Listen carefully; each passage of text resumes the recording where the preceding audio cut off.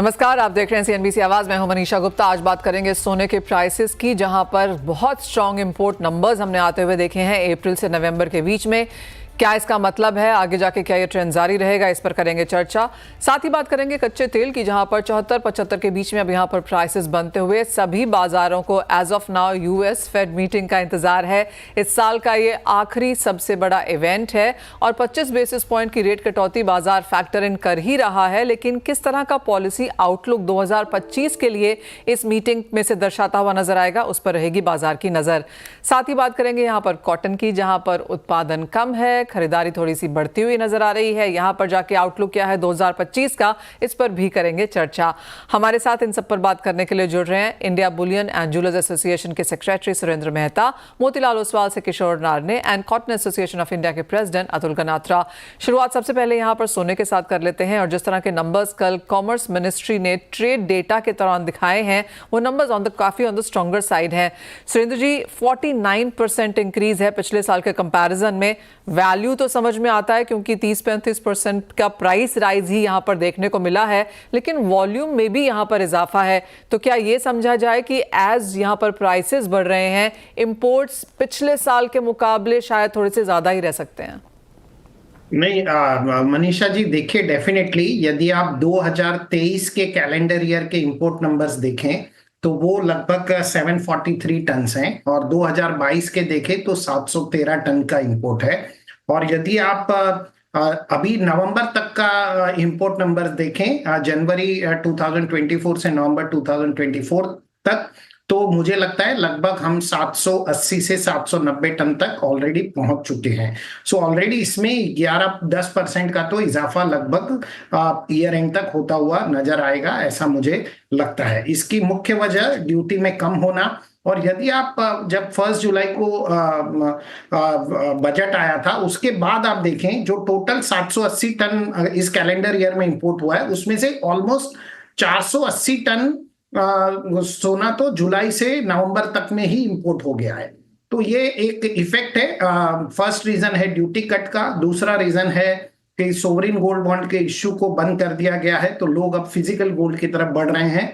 और जो सबसे महत्वपूर्ण कारण है वो ये है कि जिस प्रकार से सोने में रिटर्न्स लोगों को आगे दिख रहा है, तो अभी भी वो जो एक इंटरेस्ट है गोल्ड में इन्वेस्टमेंट करने का, वो बरकरार है। तो ये मेजर रीजन है। हमारे डेटा ये दिखा रहे हैं कि नवंबर महीने में बैंकों ने सबसे ज्यादा इंपोर्ट किया है। जब गोल्ड के प्राइसेस अंतरराष्ट्रीय मार्केट में $2536 तक आ गए थे, उस समय लगभग ड्यूटी की वैल्यू 4,28,000 रुपए होती थी। उस समय कुछ बैंकों ने बहुत ही ज्यादा इंपोर्ट किया है और इसी वजह से नंबर्स इतने ज्यादा। वेल एब्सोल्युटली, बैंक्स ने इंपोर्ट्स अच्छा खासा किया है। वो जो आपने पॉइंट यहाँ पर सॉवरेन गोल्ड बॉन्ड का बनाया, एब्सोल्युटली, क्योंकि काफी लोग सोने में निवेश करना चाहते थे, सॉवरेन गोल्ड बॉन्ड का इंतजार भी करते रहे, लेकिन फिर फिजिकल में यहाँ पर कन्वर्ट हो गए। सुरेंद्र जी, साथ ही साथ अगर इस साल की बात की जाए, और ये यूजुअली ज्यादातर हम मैक्रोज के तौर पर देखते हैं, सिक्लिकल भी है इन सम सेंस, लेकिन मानसून अच्छा रहा, इक्विटी का रिटर्न लोगों ने आता हुआ देखा, पैसा बना है इंडियन मार्केट्स में। इस बार हमने काफी हद तक यहाँ पर रियल एस्टेट के प्राइसेस को बढ़ता हुआ देखा, T2 T3 सिटीज में ही सही, इलेक्शन का भी साल था। आप कहेंगे ये सारे फैक्टर्स भी हैं जहां पर हमने सोने को एक बढ़त आते हुए देखी खरीदारी के लॉट पर? जी बिल्कुल, मॉनसून बहुत ही बेहतरीन रहा और इक्विटी मार्केट जिस तरह से तेजी से बढ़ रहा है, और वहां पे आप देखिए कि 1 नवंबर के महीने में थोड़ा सा इक्विटी मार्केट में करेक्शन आया था। उस करेक्शन की वजह से भी लोगों ने अपने इन्वेस्टमेंट को शिफ्ट किया है गोल्ड की तरफ, और प्रॉपर्टी के अंदर एक स्टेबिलिटी जैसी आ गई है, तो लोग प्रॉपर्टी में इन्वेस्ट ना करके अब गोल्ड में इन्वेस्ट कर रहे हैं। सरप्राइजिंगली सिल्वर के नंबर्स अभी नहीं है, लेकिन सिल्वर में भी ऐसा ही होगा, ऐसा मुझे लग रहा है। तो ये कंटिन्यू रहने वाला है। गवर्नमेंट को कहीं ना कहीं दूसरा तरीका ढूंढना पड़ेगा कि जिनको सोने में निवेश करना हो, यदि वो ट्रेड को बचाना चाहते हैं, तो उन्हें कहीं ना कहीं सोवरिन गोल्ड बॉन्ड का विकल्प ढूंढना पड़ेगा। जब तक वो विकल्प नहीं ढूंढते तब तक ये स्थिति जारी रहेगी, क्योंकि ईटीएफ में भी जब इन्वेस्ट करते हैं तो ईटीएफ में भी it is backed by gold, तो वो गोल्ड भी किसी काम का रहता नहीं है, तो इसका कोई विकल्प ही नहीं है फिलहाल। सुरेंद्र जी, चांदी की आपने बात करी, जहां पर इंपोर्ट के नंबर्स बेहतर होने की उम्मीद है। 2022 के नंबर्स रिकॉर्ड हाई थे, 2023 में कुछ गिरावट देखने को जरूर मिली, और 24 में अब तक के अगर आपके पास कोई अप्रॉक्स नंबर्स हों?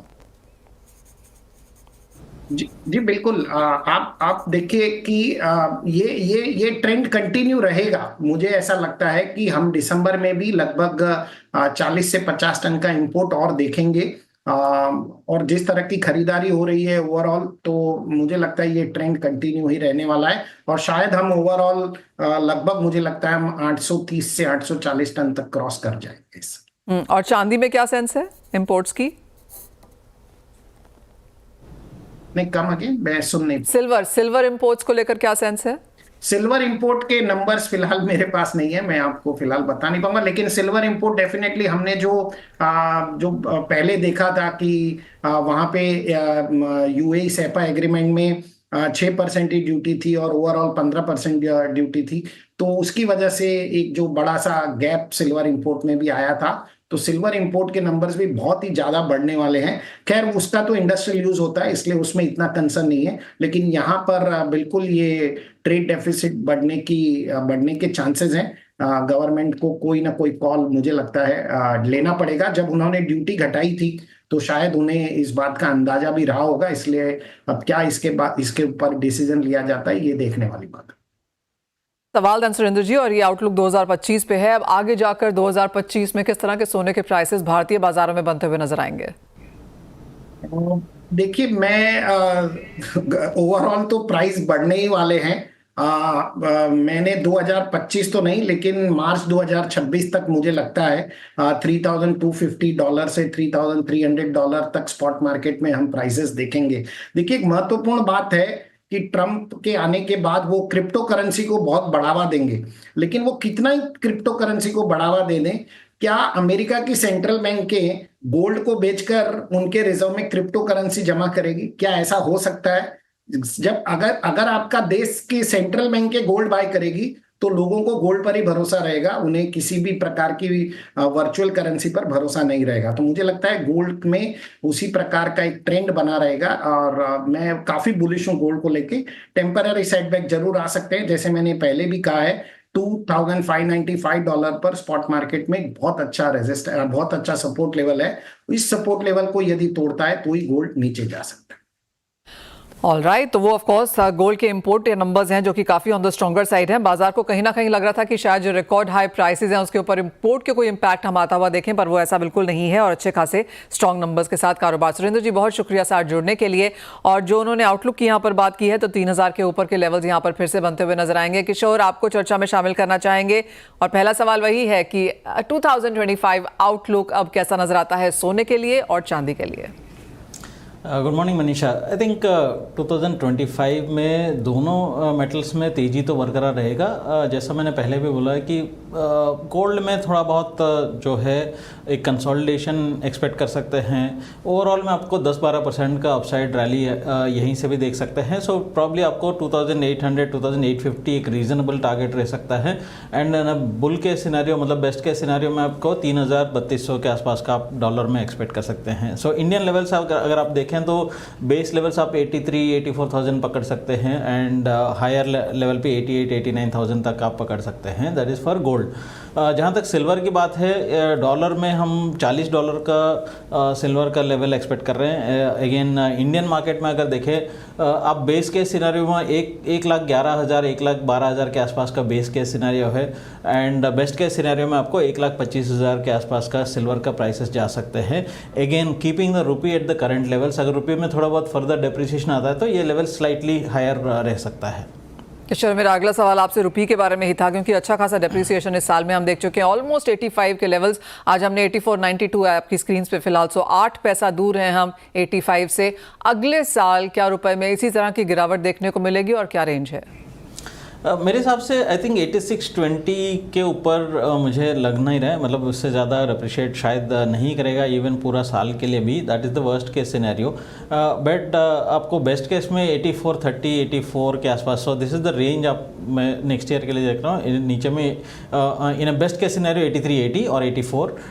ऊपर में आपको 85-80 के आसपास जो है, I think that is where आपको जो रेंज बनते हुए नज़र आ रहा है। जो मेन थिंग है कि अपने एक्सपोर्ट नंबर्स अभी भी पिकअप नहीं हो रहे हैं। सो आपको ट्रेड डेफिसिट में जैसा आपने देखा है कि इंपोर्ट नंबर्स आपको जो बढ़ के आया है, बट आई थिंक एक्सपोर्ट्स में भी कमज़ोरी दिखाया था, उसके वजह से भी आपका ट्रेड डेफिसिट नंबर्स एक्सपेंड हुआ है। But at the same time US का जो है अगर रेट कट का साइकिल अगर स्लो डाउन होते हैं, वो कुछ हद तक आपको एनी बेनिफिट जो है रुपी का वो डिनाई कर देगा। एंड प्रॉब्ली अगर if rates stick around for a longer time, then आपको रुपी में further depreciation probably towards around 86 के आसपास आप जा सकते हैं। किशोर, साथ ही साथ एक नज़र अगर मेटल्स पे डालें तो आउट परफॉर्मेंस इस साल में जिंक की तरफ से आई है। एक कमोडिटी जहां पर मार्केट्स को लग रहा था कि स्टील की डिमांड नहीं है, चाइना नहीं है, इन्वेंट्रीज अच्छी खासी हैं, उसके बावजूद जिंक ने आउट परफॉर्मेंस की है। आने वाले समय में अगर हम फर्स्ट क्वार्टर 2025 को भी लें, ऑफ कोर्स यूएस चाइना कैसे रिएक्ट करते हैं, कनाडा में जो कंसर्न्स चल रही हैं, काफ़ी कुछ है देखने के लिए, लेकिन मेटल्स पे आपकी का नज़र कहाँ होगी? बिल्कुल, आपने एकदम सही बोला है कि इंटायर मेटल पैक में हमारा 2025 का कॉल ये है कि जिंक सबसे बेटर पिक होगा। एंड हम जो है इनिशियल टारगेट्स अपना 328 के आसपास का है, एंड ये एक्सपेंड हो सकता है 340 तक भी आपको जा सकते हैं। सो जो करंट लेवल से 280 285 का जो लेवल्स है, ये बहुत ही व्हाट यू कॉल अभी भी बहुत रीजनेबल लेवल्स पे अवेलेबल है। आप एक्यूमुलेट करना चाहते हो तो भी आप फर्स्ट क्वार्टर एंडिंग तक इसमें 300-310 रुपये के आसपास आप जा सकते हैं। But at the mid of 2025 आपको इसमें 340 के आसपास का लेवल्स दिख सकता है। एंड फाइनली एक सेंस एनर्जी पे यहाँ पर, क्योंकि क्रूड एक नेगेटिव टेरिटरी में है 2024 के लिए, क्या और फर्दर डिक्लाइंस देखने को मिलेंगे, और अगर हाँ तो क्या टारगेट्स हैं नीचे के? फिर क्रूड आई थिंक जो करंट रेंज है वही मेंटेन करेगा। मुझे नहीं लगता है कि बहुत ज़्यादा डाउन साइड है, बिकॉज इसमें जो डिमांड साइड कंसर्न है वो काफ़ी हद तक डिस्काउंट हो चुका है। उससे ज़्यादा ख़राब होने का मुझे ज़्यादा उम्मीद नहीं है। एंड कहीं ना कहीं चाइनीज स्टिमुलस काम करते हुए नज़र आएंगे। Again by the end of first quarter they will figure it out कि how to get these things right. And specially intent तो दिख रहे हैं कि कहीं ना कहीं इकोनॉमी का जो स्लो डाउन को रोकना है और टर्न अराउंड करना है, वो इंटेंट दिख रहे हैं। तो अभी ये जो करंट स्टिमुलस अनाउंस किया है वो थोड़ा डिसअपॉइंटिंग था, बट उसके बावजूद भी मार्केट ये इंडिकेशन के ऊपर ज़्यादा बैंक कर रहा है कि कहीं ना कहीं Chinese policy makers are very clear that कि टर्न अराउंड करना है। तो that actually will stabilise crude prices. And कहीं ना कहीं जो करंट रेंज है आपको ऊपर नीचे में आपको $5-6-7 के आसपास का जो रेंज है, यही रेंज में रहेगा। अपसाइड बहुत बड़ा ट्रिगर्स नहीं है। आपको जो भी जियोपॉलिटिक्स में है थोड़ा बहुत इसमें बेटर ही हो सकता है, इससे ज़्यादा वर्स होने की उम्मीद थोड़ा सा कम है। एंड डिमांड में जो कमज़ोरी है वो भी मोस्टली डिस्काउंट हो चुका है। ऑल राइट, तो वेल ज़्यादातर चीज़ें डिस्काउंट हो चुकी हैं। बहुत ज़्यादा मंदी कच्चे तेल में यहाँ से देखने को मिलेगी फिलहाल नहीं लगता। बहुत शुक्रिया किशोर सारी स्ट्रैटेजीज यहाँ पर शेयर करने के लिए और एक सिनेरियो बनाने के लिए कि 2025 में यहाँ पर क्या एक्सपेक्ट किया जा सकता है। वेल इसी के साथ आपसे लेंगे इजाज़त, एक ब्रेक के लिए रुकेंगे, लौटेंगे तो बात करेंगे एग्रो कमोडिटीज़ की। है कि सीसीआई ने यहाँ पर कॉटन की अच्छी खासी खरीदारी की है। 2 महीनों में इतने नंबर्स क्रिएट हो चुके हैं जो शायद पिछले साल में पूरे में हुए थे। सीसीआई इस बार यहाँ पर प्रोक्योरमेंट तब कर रहा है जब 7% यहाँ पर उत्पादन कम रहने की आशंका भी जताई जा रही है। हमारे साथ सीएआई के अतुल गनात्रा जी हैं। अतुल जी, सबसे पहले तो क्या ट्रेंड है, सीसीआई की बाइंग किस तरह की है? गुड मॉर्निंग मनीषा जी, अभी तक 90 लाख बेल्स का अराइवल आया है और उसमें 1/3 हम कह सकते हैं कि around 32 to 33 lakh bales CCI ने परचेज किया है। मगर अभी क्या जो ट्रेंड है, मार्केट बहुत वीक है और फिलहाल रोज 2 लाख प्लस की अराइवल हो रही है। उसमें CCI around 65 to 70% mall CCI purchase कर रही है। 1,25,000 से 1,40,000 बेल रोज सीसीआई को जा रहा है। तो अगर मार्केट ट्रेंड ये मान के चलें कि प्राइवेट ट्रेडर्स की मांग नहीं है। प्राइवेट ट्रेडर्स की मांग इसलिए नहीं है कि जो सीसीआई के भाव है मनीषा जी, वो एमएसपी के 7,520 रुपये पे सीसीआई खरीदती है। अगर वो प्राइस से प्राइवेट वाले तो खरीद नहीं सकते। प्राइवेट वाले 7,100 में अगर थोड़ा माल मिला तो लेते हैं, तो उसकी कॉस्टिंग 54-55,000 आ रही है। तो प्राइवेट को सबको लॉस हो रहा है। तो उस वजह से प्राइवेट में जिनिंग प्रेसिंग बहुत कम हो गया है। 2 लाख बेल में से 50-60 हजार गांठ प्राइवेट वाले ले रहे हैं और बाकी का 1,25,000 से 1,40,000 गांठ सीसीआई को रोज जा रहा है मनीषा जी। तो अतुल जी, आगे जाकर जब यहाँ पर मिल्स की तरफ से मांग निकलेगी तो आपको उनको तो फिर एमएसपी पे यहाँ पर लेना होगा। कैसे देखते हैं आप फिर मार्केट डायनामिक्स? जी, तो देखिए सीसीआई की सेल तो अभी तो जो ओल्ड क्रॉप है वो सीसीआई बेच रहा है और काफी कम रेट में बेच रहा है। जो सीसीआई को जिसका कॉस्ट अभी कैरिंग इन के 65-70,000 ओल्ड क्रॉप का कॉस्ट है, वो अभी सीसीआई 54-55,000 में बेच रहा है लॉस करके। तो मिलों को तो माल मिल रहा है, अभी वो कोई प्रॉब्लम नहीं है। और स्पिनिंग मिलों को ये रेट में आज की तारीख में जो इंडिया में माल बिक रहा है 53,500, 54,000 में, वो अतुल जी एक बात बताइए, तो इसका मतलब है कि कोई ना कोई तो यहाँ पर लॉस कर रहा है। तो अगर मिलें लॉस नहीं कर रहे क्योंकि वो पिछले साल का सामान सीसीआई से ले रहे हैं, तो सीसीआई बेसिकली यहाँ पर लॉस कर रहा है।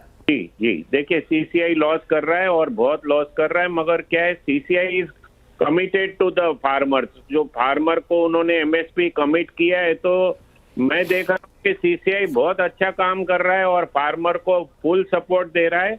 और मनीषा जी, साल हमें ऐसा लगता है कि अगर आइस नहीं सुधरा, अगर आइस जो अभी 69-70 पे है, ये अगर ऊपर नहीं गया, तो इस साल सीसीआई को रिकॉर्ड एमएसपी की परचेज होगी। जो one time 90 lakh bale, 1 crore bale का उनका एक साल का जो रिकॉर्ड है वो भी क्रॉस कर सकता है, ऐसा दिख रहा है। तो CCI is committed for farmer, बहुत अच्छा जॉब कर रही है सीसीआई।